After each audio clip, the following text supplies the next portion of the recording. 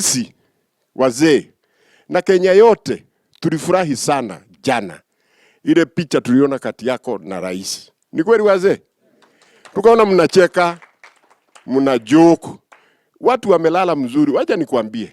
Kenya hii watu wamelala ama ni uongo? Watu wamelala mzuri sana. Kwa sababu hiyo ndio tunataka. Sisi Mheshimiwa Naibu, tunataka kuona hiyo picha. Hii kitu mnaendesha ya BBI, tunataka kuona nyinyi wote mkiwa kwa hiyo jukwaa. Wewe si ulitoa maoni yako? Si ulitoa? Na watu wakasikia. Na unasemanga wacha watu wasikie wafanye nini? Waamue. Mkae kwa nini moja. Wewe toa yako, mwingine atoe yake, Tinga aseme yake, lakini watu wasirushiane maneno. Msiite watu na majina, atoe Kongo ulifanya, wewe hii ulifanya. Nyinyi kama kiongozi yetu, ungeni Kenya na kuwa pamoja.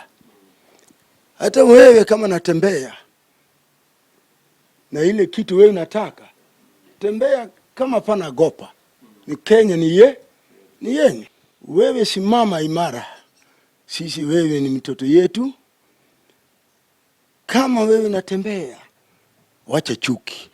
Hata kama wewe nasikia kitu namna gani, wewe endelea na yako. Ndipo sisi tuko hapa tukimwambia wewe ni kijana wetu. Shauri you are very young to us.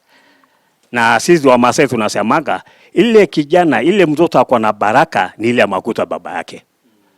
Apate baraka kabla hajakufa. Kwa hivyo leo tumekuja baraka kuleta hiyo mate kabla hatujakufa. Hatuwezi kuwa na hiyo daraja